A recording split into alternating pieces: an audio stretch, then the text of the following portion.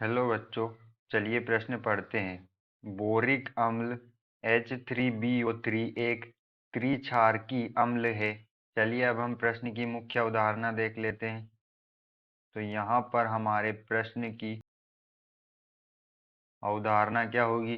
किसी भी यौगिक की जो हम क्षारकता का पता किसी भी यौगिक की हम उसकी जो क्षारकता है, किसी भी अम्ल की यौगिक की जो क्षारकता होती है, हम उस यौगिक की जल से अभिक्रिया कराकर जो H+ आयन मुक्त होते हैं, जो H+ आयन रिलीज होते हैं, उनकी संख्या से हम जो है किसी भी अम्ल की क्षारकता का पता लगा सकते हैं। तो यहाँ पर जो हमारा बोरिक अम्ल है, जिसे हम H3BO3, इसका जो सूत्र है, यह एक बोरोन का यौगिक है, बोरिक अम्ल। इसकी अभिक्रिया जब हम H2O जल से कराते हैं तो हमें पता है कि जो हमारा जल होता है, जो हमारा वाटर होता है, जल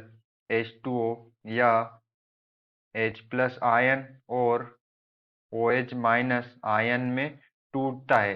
तो यहाँ पर जो हमारा OH- आयन होता है जल का, वो बोरिक अम्ल जो है ग्रहण कर लेता है और BOH होल 4 माइनस, और यहाँ से जो है एक हाइड्रोजन मुक्त होता है, एक हाइड्रोजन जो है रिलीज होता है। तो यहाँ से हम देख सकते हैं कि हमें एक हाइड्रोजन प्राप्त हुआ।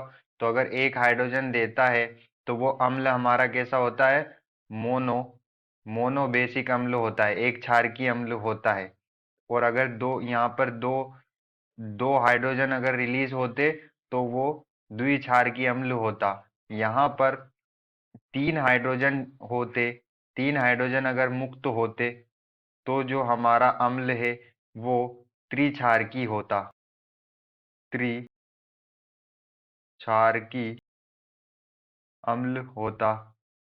लेकिन हम देख सकते हैं कि यहाँ हमारा सिर्फ एक ही हाइड्रोजन मुक्त हुआ है, यहाँ पर तीन हाइड्रोजन मुक्त नहीं हुए। तो यहाँ पर जो हमारा बोरिक अम्ल होगा, बोरिक अम्ल वह त्रिक्षारकी नहीं होगा, यह एक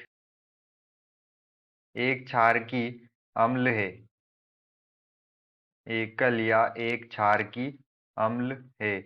और यह दुर्बल अम्ल भी है, यह एक दुर्बल अम्ल है, क्योंकि यह खुद का H+ आयन नहीं देता। यह एक दुर्बल अम्ल भी है और यह एक क्षारकी अम्ल होता है। तो यहाँ पर हमें जो प्रश्न में पूछा गया कि बोरिक अम्ल त्रिक्षारकी अम्ल है, तो यह जो कथन हमें दिया है यह असत्य होगा, क्योंकि जो बोरिक अम्ल होता है वो एक क्षारकी होता है। आशा करते हैं आपको समझ में आया होगा। धन्यवाद।